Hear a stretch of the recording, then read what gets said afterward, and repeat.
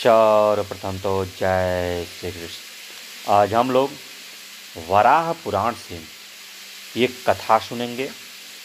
कथा बड़ी ही धार्मिक है, मार्मिक है तथा आध्यात्मिक है।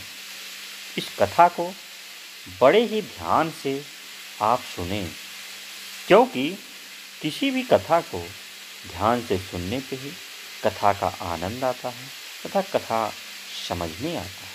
चलिए कथा को सुनते हैं। अत्रि वंश में उत्पन्न एक मुनि थे जो शयमन नाम से विख्यात थे। उनकी वेद अभ्यास में बड़ी रुचि थी। वे प्रातः, माध्यम तथा सायं त्रिकाल स्नान संध्या करते हुए तपस्या करते थे। एक दिन वे धर्मारण्य क्षेत्र में परम पुण्यमयी गंगा नदी के तट पर स्नान करने के उद्देश्य से गए। वहाँ मुनि ने निष्ठुर नामक व्याध को देखकर उसे मना करते हुए कहा, भद्र, तुम निंद कर्म मत करो। तब मुनि की ओर देखकर वह व्याध मुस्कुराते हुए बोला, द्विजवर, सभी जीवधारियों में आत्मरूप से स्थित होकर स्वयं भगवान ही इन जीवों के भेष में क्रीड़ा कर रहे हैं। जैसे माया जानने वाला व्यक्ति मंत्रों का प्रयोग करके माया फैला देता है, ठीक वैसे ही यह प्रभु की माया है। इसमें कोई संदेह नहीं करना चाहिए। विप्रवर, मोक्ष की इच्छा करने वाले पुरुष को चाहिए कि वे कभी भी अपने मन में अहम भाव को न टिकने दे। यह सारा संसार अपनी जीवन यात्रा के प्रयत्न में संलग्न रहता है। हाँ, इस कार्य के विषय में अहम अर्थात मैं करता हूँ, इस भाव का होना उचित नहीं है। निष्ठुरक व्याध की बात सुनकर विप्रवर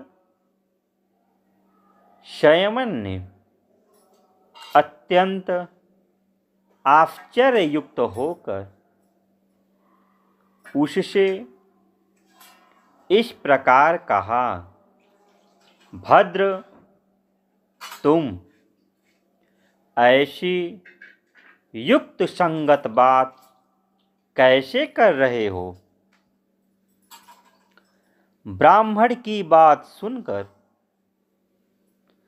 धर्म मर्मज्ञ व्याध ने पुनः अपनी बात प्रारंभ की। उसने सर्वप्रथम लोहे का एक जाल बनाया, उसे फैलाकर उसके नीचे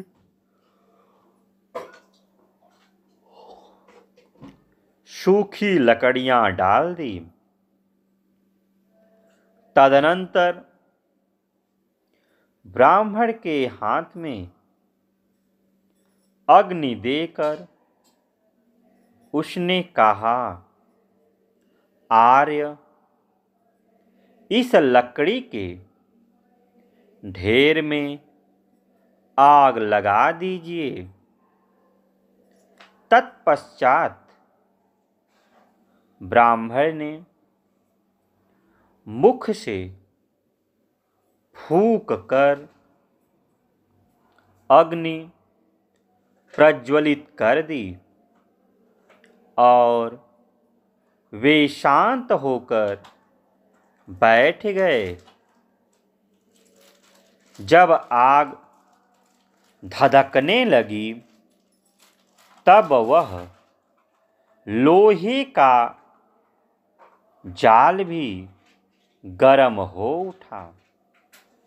साथ ही उसमें जो गाय की आंख के समान छिद्र थे, उनमें से निकलती हुई ज्वाला इस प्रकार शोभा पाने लगी मानो हंस के बच्चे श्रेणीबद्ध होकर निकल रहे हो। उस जलती हुई अग्नि से हजारों ज्वालाएं अलग अलग फूट पड़ी। आग के एक जगह रहने पर भी उस लौहमय जाल के छिद्रों से ऐसा दृश्य प्रतीत होने लगा। तब व्याध ने उन ब्राह्मण से कहा, मुनिवर, आप इनमें से कोई भी एक ज्वाला उठा ले, जिससे मैं शेष ज्वालाओं को बुझाकर शांत कर दूं। इस प्रकार कहकर उस व्याध ने जलते हुए आग पर जल से भरा एक घड़ा तुरंत फेंका। फिर तो वह आग सहसा शांत हो गई। सारा दृश्य पूर्ववत हो गया। अब व्याध ने तपस्वी शयवन से कहा, भगवन, आपने जो जलती आग ले रखी है वह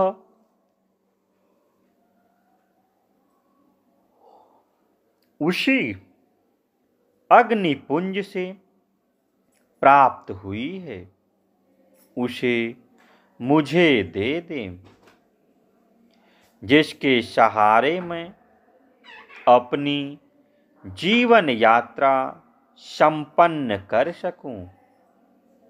व्याध के इस प्रकार कहने पर जब ब्राह्मण ने लोहे के जाल की ओर दृष्टि डाली तो वहां अग्नि थी ही नहीं।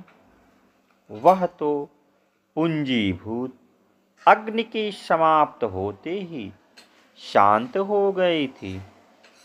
तब कठोर व्रत का पालन करने वाले शयवन की आंखें मुद गई और वे मौन होकर बैठ गए।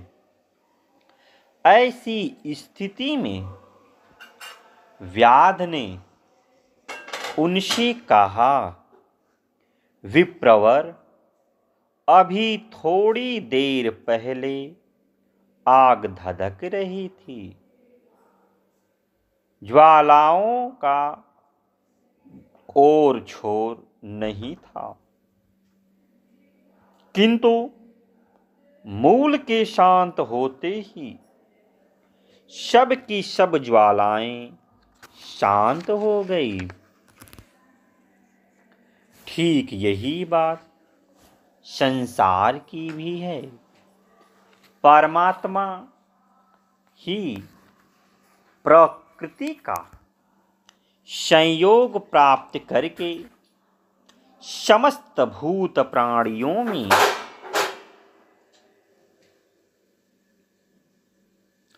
आश्रय रूप में विराजमान होते हैं।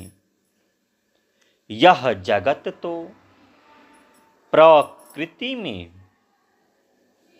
विक्षोभ विकार उत्पन्न होने से प्रादुर्भूत होता है। अतएव संसार की यही स्थिति है। यदि जीवात्मा शरीर धारण करने पर अपने स्वाभाविक धर्म का अनुष्ठान करता हुआ हृदय में सदा परमात्मा से संयुक्त रहता है तो वह किसी प्रकार का कर्म करता हुआ भी विषाद को प्राप्त नहीं होता।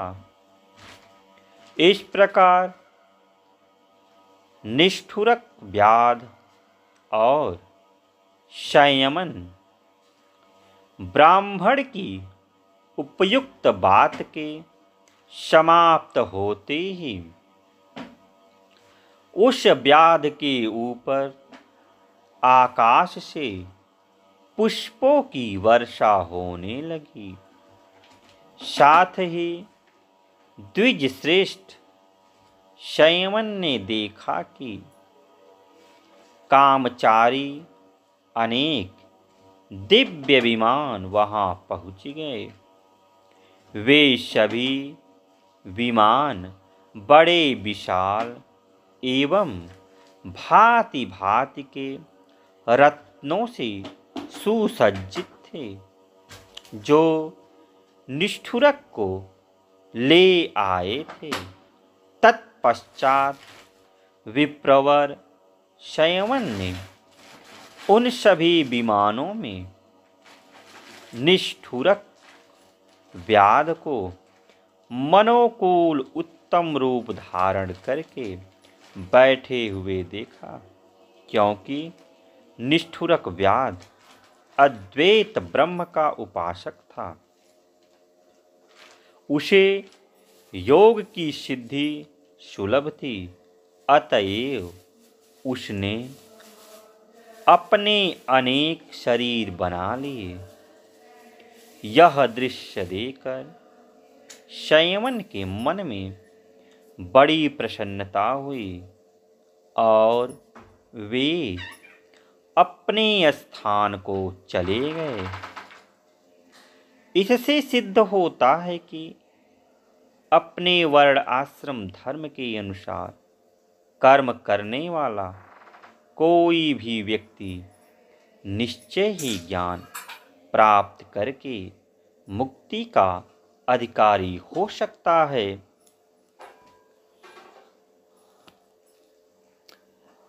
तो हम लोगों ने वराह पुराण से कथा सुनी। वराह पुराण से एक और कथा सुनते हैं। यह कथा भी धार्मिक है। इस कथा को भी बड़े ही ध्यान से आप मन लगाकर सुने, क्योंकि जितनी भी धार्मिक कथाएं होती हैं यह सब की सब ज्ञानवर्धक होती हैं। तो चलिए सुनते हैं। कार्तिक मास के शुक्ल पक्ष की द्वादशी का चंद्र अपनी ज्योत्सना से धरती को शीतलता प्रदान कर रहा था। वह बीड़ा लेकर भक्ति गीत गाते हुए एकांत अरण्य में स्थित मंदिर की ओर चल पड़ा।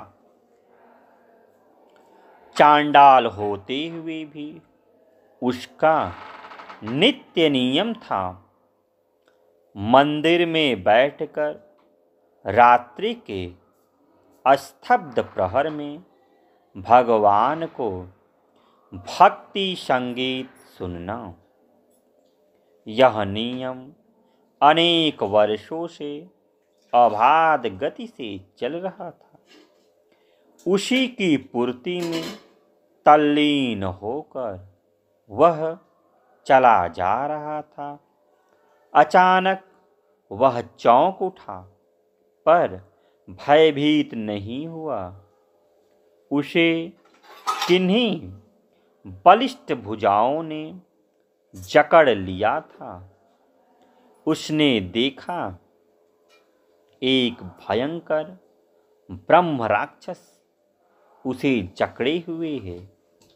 अरे, तुम मुझ निर्बल को पकड़कर अपना कौन सा अभिष्ट पूरा करना चाहते हो?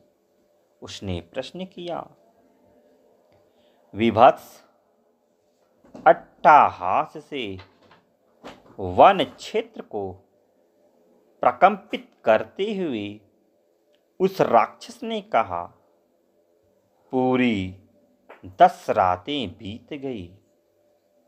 भोजन बिना आज क्षुधा तृप्त करने हेतु ब्रह्मा ने तुझे भेज दिया है। चांडाल तो भगवान के गुण अनुवाद के लिए लालायित था। उसने ब्रह्म राक्षस से विनय के स्वर में बोला, मैं जगदीश्वर के पद्यगान के लिए समुत्सुक हूँ। अपने आराध्य को संगीत सुनाकर लौट जाऊं, तब तुम अपनी आकांक्षा की पूर्ति कर लेना। मैंने जो व्रत ले रखा है उसे पूर्ण हो जाने दो। क्षुध आतुर राक्षस ने कठोर शब्दों में कहा, अरे मूर्ख, क्या मृत्यु के मुख से भी कोई बचकर गया है? कीर्तन प्रेमी चांडाल ने कहा, अपने निंदित कर्मों के कारण निसंदेह मैं चांडाल योनि में उत्पन्न हूँ, परंतु अपने जागरण व्रत को पूर्ण करने हेतु मैं तुम्हारे सामने सत्य प्रतिज्ञा करता हूँ कि मैं अवश्य लौटकर आऊँगा। मैं सत्य की दुहाई देता हूँ कि यदि अपने वचन का पालन न करूँ तो मुझे अधोगति प्राप्त हो। ब्रह्म राक्षस ने कुछ सोचकर उसे मुक्त कर दिया। चांडाल रात्रि पर्यंत भक्ति भाव में निमग्न अपने आराध्य के समक्ष नित्य गान में तल्लीन रहा और प्रातः अपने प्रतिज्ञानुसार ब्रह्म राक्षस के पास जाने हेतु चल पड़ा।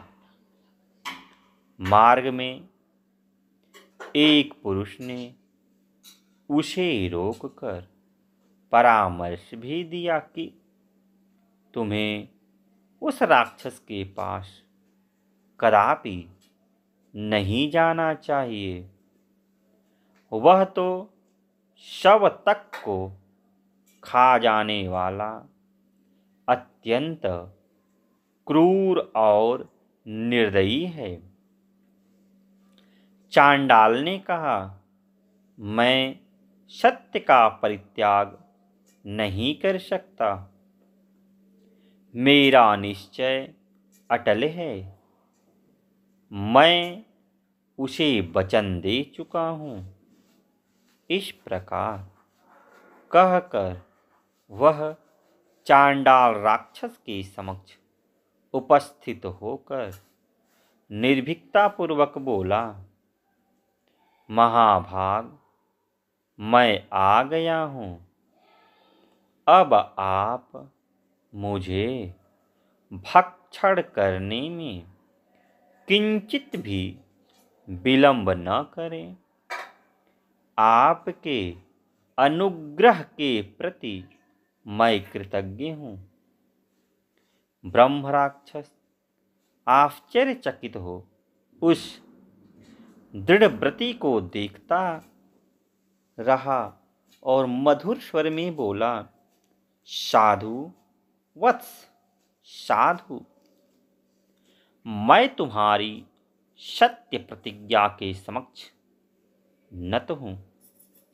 भद्र, यदि जीने की आकांक्षा है तो मैं तुम्हें अभयदान देता हूँ, परंतु तुमने जो रात्रि में विष्णु मंदिर में जाकर गायन किया है उसका फल मुझे दे दो। चांडाल ने आश्चर्यचकित होकर पूछा, मैं कुछ समझ नहीं पाया। तुम्हारे वाक्य का क्या अभिप्राय है? पहले तो तुम मुझे खाने को लालायित थे और अब भगवत गुण अनुवाद का पुण्य क्यों चाहते हो? ब्रह्म राक्षस ने अनुनय विनय कर गिड़गिड़ाते हुए कहा, श्रेष्ठ पुरुष, बस तुम मुझे एक प्रहर के गीत का ही पुण्य दे दो। यदि इतना न दे सके तो एक गीत का ही फल दे दो।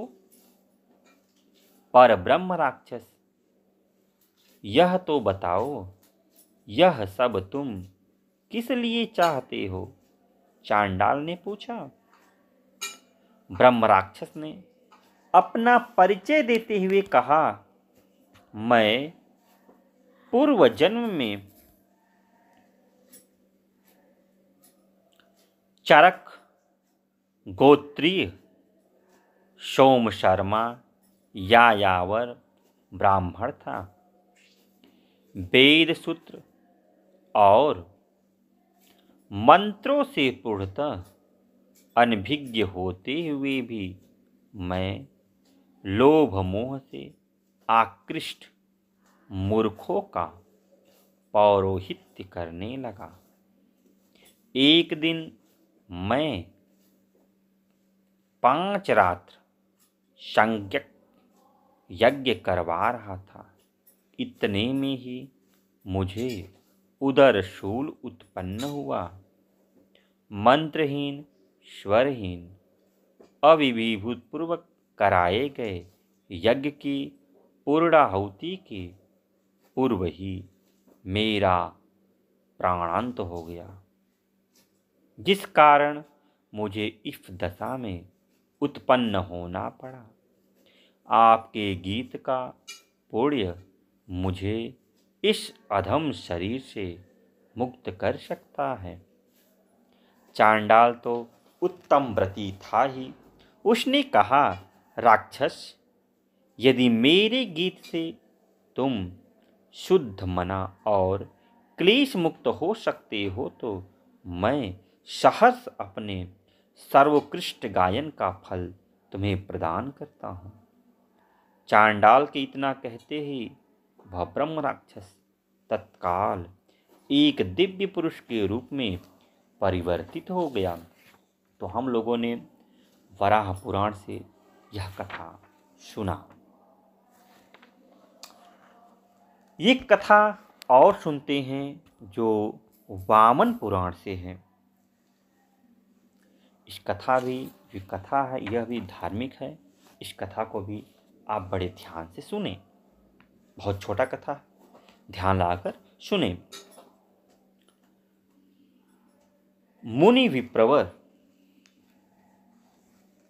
आप तो पृथ्वी पर निवास करने वाले श्रेष्ठ ऋषि प्रतीत होते हैं।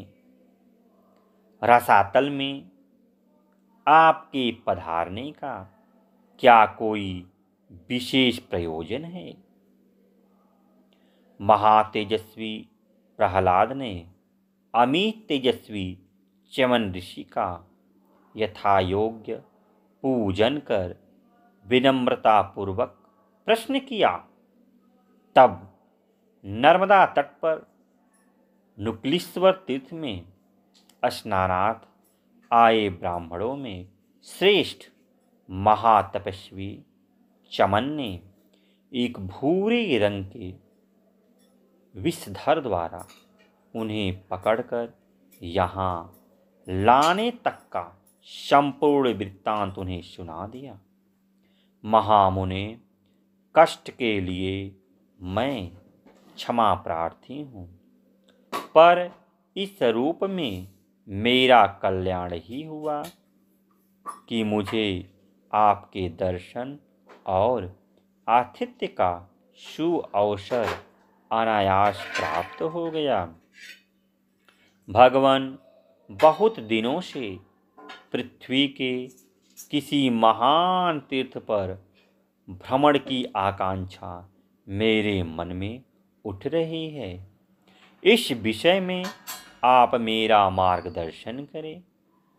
ऋषि चमन से नैमिषारण्य का वर्णन सुनकर दैत्यराज प्रहलाद महाबलवान दितिपुत्रों एवं दानवों सहित यहाँ आए। तीर्थ स्नान के पश्चात प्रहलाद ने वन में घूमते हुए एक अद्भुत दृश्य देखा। कृष्ण मृग चर्म धारण किए 2 जटाजूटधारी मुनि तपस्या में निरत हैं। पर यह कैसी तपस्या! जिस विशाल वृक्ष के नीचे बैठे वे तपस्या कर रहे हैं, वह तो बाणों से पूर्णतः आच्छादित है। यही नहीं, इन मुनियों के पास में शांग तथा अजगौ नामक 2 दिव्य धनुष और अक्षय तुषीण भी हैं।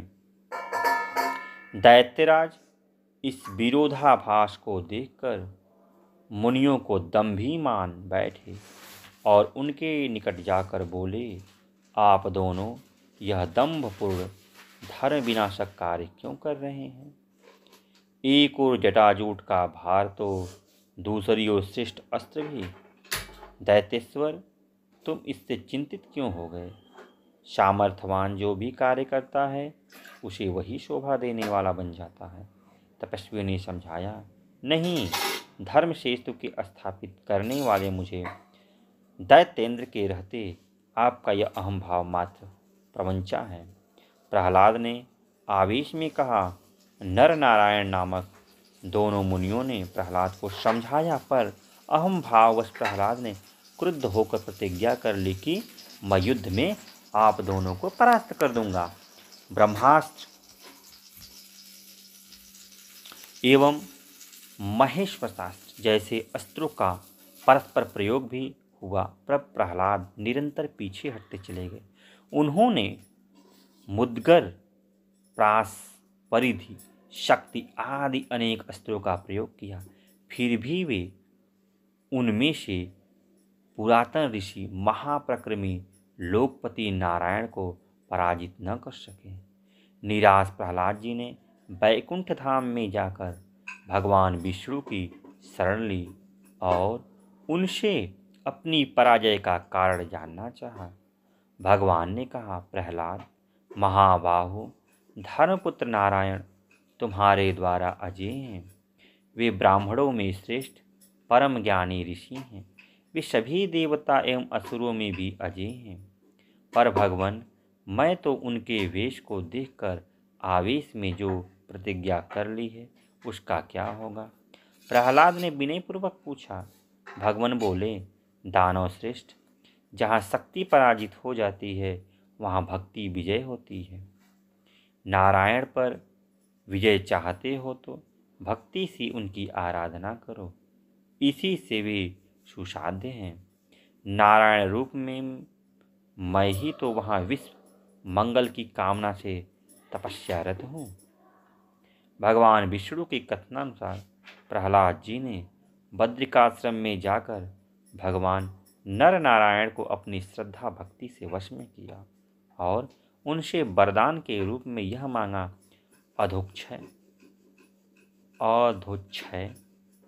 मैं महापराक्रमी के रूप में नहीं अपितु आपके भक्त के रूप में संसार में चर्चित हो जाऊं।